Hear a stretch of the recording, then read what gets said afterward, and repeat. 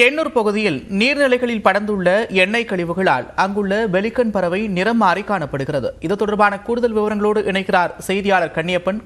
விவரங்கள்.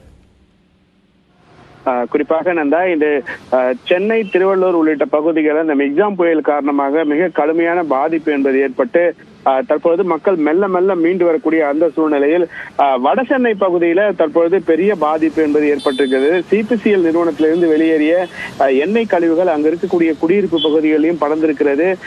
அது மட்டுமல்லாமல் அங்க இருக்கக்கூடிய திறந்த வெளியில ஏராளமான இடங்கள்ல இந்த எண்ணெய் கழிவுகள் படர்ந்திருப்பதால் அங்கு வந்திருக்கக்கூடிய இந்த வெளிநாட்டு பறவைகளையும் தற்பொழுது அது விட்டு வைக்கவில்லை. அப்படியே நம்ம இந்த மணலி எம்எஸ்எல் பகுதியில் எடுக்கப்பட்ட அந்த காட்சிகள் தான் இவை. பெலிகன் பறவைகள் கூட்டமாக அமர்ந்திருக்கக்கூடிய அந்த பகுதியில் ஒரு பறவை மட்டும் அந்த எண்ணெய் கழிவுகளால் சிக்கி இருக்கக்கூடிய அந்த காட்சியை நம்மால் காண முடிகிறது. அந்த பறவை அந்த பகுதியிலே சுற்றி வரக்கூடிய அந்த காட்சியை நம்ம நியூஸ் 18 தமிழ்நாடு பிரத்யேகமாக பதிவு செய்திருக்கிறோம். அதே போன்று அந்த பகுதி இந்த கனமழை பெய்து அதற்கு பிறகும் அந்த பகுதியில் மிக கடுமையான பனிமூட்டம் என்பது நிலவி வருகிறது.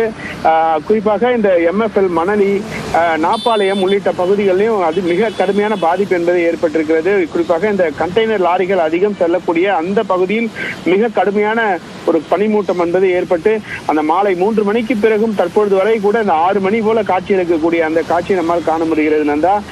குறிப்பாக இந்த எண்ணெய் கழிவுகளால் இந்த பறவைகள், அதாவது இங்க இருக்கக்கூடிய மீனவ மக்கள் ஏற்கனவே பாதிக்கப்பட்டிருக்கிறார்கள். அவர்கள் வாழ்வாதாரம் முழுவதுமாக பாதிக்கப்பட்டிருக்கிறது. தற்போது அங்கு வரக்கூடிய வெளிநாட்டு பறவைகளும் இந்த எண்ணெய் கழிவில் சிக்கி பாதிப்பை ஏற்பட்டிருக்கிறதை நம்ம நியூஸ் 18 தமிழ்நாடு பிரத்யேகமாக படம் பிடித்திருக்கிறது நந்தா. நன்றி கண்ணியப்பன், விரிவான விவரங்களுக்கு.